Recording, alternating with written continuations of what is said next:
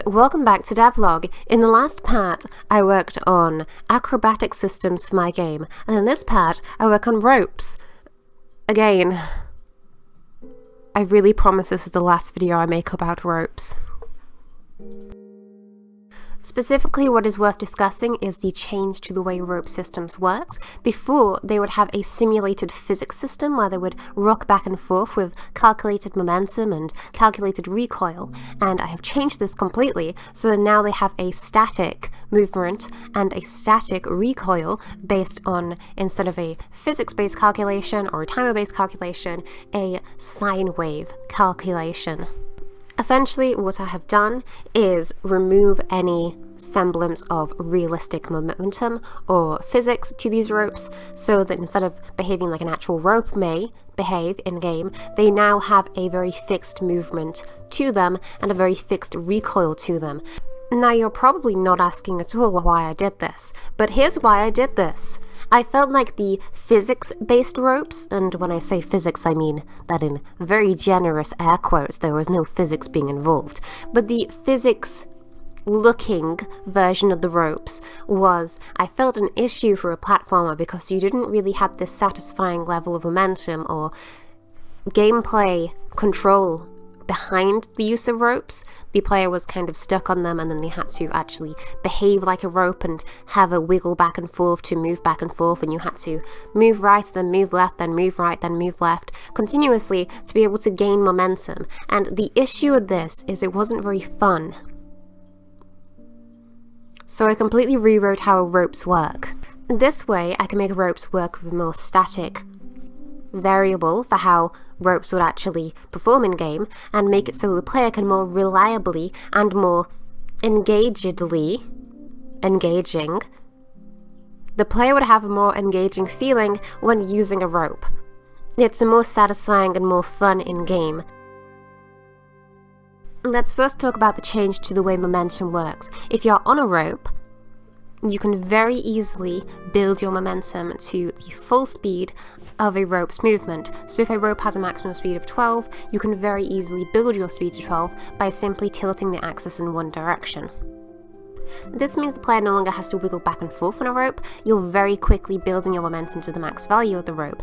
And the reason for this is because it's more fun for the players just to tilt in a direction on a rope, and then based on the tilt of the rope, jump off when they would need to, in opposed to having the flow of a level delayed by a player being forced to wiggle back and forth and gain momentum. It's not very physics reliability for the rope, but it is more engaging for a player and more fun to perform.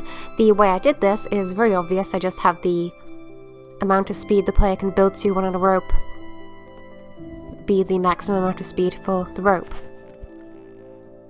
It was very easy to change this aspect of the rope. The only main difference is I have the acceleration of the rope limited based on the actual momentum of the rope. If the momentum of the rope is opposite to what our current momentum target is, so if you're on the right side of the rope and you want to go to the left side of the rope, we will have a limited acceleration value that the player can perform to, because we're very harshly trying to go from one direction of the rope to another. This gives a feeling of actual weight to the rope, so you're not just snapping very stiffly from one side of the rope to the other, but also the momentum that you have currently built up on one side of the rope. So it has a fake momentum, but a momentum that is still reliable and satisfying for the player to perform in-game. If the rope is towards the 0 to target value, the closer the player's speed is to 0, the less acceleration they are going to have. So you're having to actually push harder in the first instance of using a rope, but then as you build your speed up towards the max speed of the rope, you can more easily build your speed to the max speed of the rope. So at a half value, you're going to have a harder time building to max speed, but if you're very close to the max speed of the rope, you will have an easier time building to the max speed. This just gives more weight to the rope. It is completely changeable depending on how heavy the rope is. So for the regular ropes, they're pretty easy to build to max speed, but for the chains, for example, it's much harder to build to max speed. One interesting aspect of this is once the player has reached max speed, or is past half the maximum speed value of the rope, So if the max speed was 12, as long as I pass 6, they will have a random amount of speed added or subtracted based on a randomized sine wave. And by a randomized sine wave, I mean a sine wave that is ticking based on the actual time in game, based on a modifier, based on an amount. So this is basically just going to multiply our value of our rope from a very small amount to a very opposite small amount. So maybe multiply the target speed from 0.9 to 1.1, for example, and then this will wobble back and forth over time with a sine wave based on the intensity of the sine wave that we have assigned for these ropes. And this just makes the player wiggle back and forth when they are reaching a max speed of the rope. This means that I can simulate the physics of a rope, of the player actually having to carry the momentum, and have some way to pull back on the rope, and make the rope look less stiff, while not actually multiplying or modifying the player's speed on the rope. It's being modified very slightly, but not to the extent where it's actually an issue in gameplay. It's the difference between 120 speed and 110 speed, which may sound like a lot, but it's realistically not that much. The most interesting aspect of this rope, and the reason I wanted to talk about the change of rope physics, is the way I achieve the fluid or more stylized and more interesting wobble back and forth once you have let go of the rope. The way this is achieved is with a sine lerp based on the amount of recoil time. So if the recoil time is 8, this could equal to 8 back and forth motions, and then as the rope is moving back and forth, we're going to take a sine serve, which is basically a sine curve, is a loop on a graph going from 1 to -1 to 1 to -1, back and forth based on whatever your sine curve calculation is. So I calculate a sine curve, which will go from 1 to -1, 8 times for a length of 8 recoil. Then if the sine curve is at its peak at 8, it would be a momentum of our current momentum.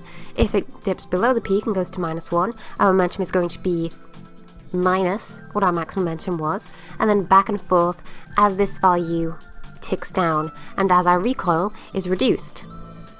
The way momentum worked before was calculating each back and forth motion of the rope, so that every time the rope was past a point of 0, we're calculating how much momentum should be pushed back onto the rope each time this is happening. This was very awkward looking, I felt, in game, and wasn't really the feel I wanted for the rope's momentum. Using a sine curve has a more fixed value of back and forth with the rope losing its momentum. Then I just multiply the value that the sine curve is giving out, either 1 or -1, with whatever our momentum of our rope was when we stopped using it, and then multiply this once again by a division lerp between our maximum time we should be recoiling and our minimum time we should be recoiling. So if it's a recoil time of 8 and the time is currently 4, this is just going to be a 0.5. So we're multiplying this value we need to lerp 2 by 0.5.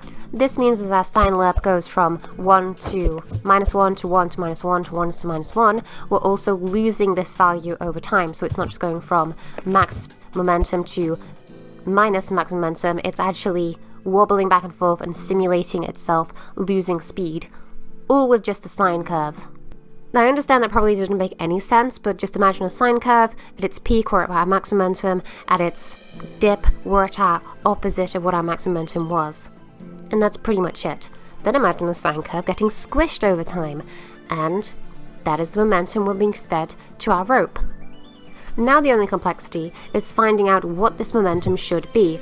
All I do for this is I have a value of how many wiggles back and forth this rope on average should have. So this could be a value of 8. This means that our max momentum, we're going to have 8 wiggles back and forth. So once we have stopped using our rope, we're calculating how many wiggles back and forth we need to be using. This is very easy. We just find the value between max momentum and min momentum, round this up into a int value so we can have a whole number amount of wiggles, and then modify this by the amount of wiggles we actually need. So at half momentum, if we have 8 wiggles at full momentum, we're only having 4 wiggles at half momentum. This will also last for half as long, so we're not having the same length of time for our wiggles to take. This is only going to take 4 seconds, for example, and we are only performing 4 wiggles in this modified time as well. Basically, we're just finding how much momentum we currently have on our rope, how many wiggles we need to perform based on this momentum, and how many wiggles we need to take. In the example I've been talking about, as you've been hearing, if you've been following any of what I've been saying, which is probably true of you because I'm kind of convoluted, the example might seem very easy and very standard, but ropes themselves have a modified value, so each of these values, the length of time we have wiggles back and forth, the amount of wiggles we have back and forth, the intensity of these wiggles is going to be modified by this rope itself, so I can have the wiggles back and forth of the rope be completely different from the wiggle back and forth of a chain rope, for example. This means I can very easily just change a couple of float values and have each rope behave completely unique from every other rope. And finally, we have it. 1 rope recoil. I'm very glad that this system has worked out so well it did, and it makes the ropes actually more fun and engaging to use in-game. The reason I wanted to do this is because I had decided that the first level I'm going to design for the game, which is the game's 3rd level, is involving acrobatics features, ropes, and swinging platforms. And the issue with that is the ropes I had made weren't very satisfying to use in-game, and made level design kind of awkward because I had to plan around these weird physicsy ropes that weren't very engaging or reliable to use. So I had to make a more reliable, more standard rope system, and then also make a more reliable, more standard recoil. I didn't have to do that, by the way. I didn't have to make a standard recoil. It just looked nicer to me. I understand for you, the viewer, this might seem like an odd devlog topic, but I like documenting and talking about all of the minute little details that I have made for my game. Hopefully this has been at least makes sense for you, the viewer. In the next devlog, I'll probably talk about swinging platforms, or level design, or enemy designs, or I'll make something up on the spot. If you would like to see anything in a future devlog or level design, or I don't know, if you want to see me do a funny little jig at the beginning of a devlog, you could leave that in a comment below. Thanks for watching, like and sub-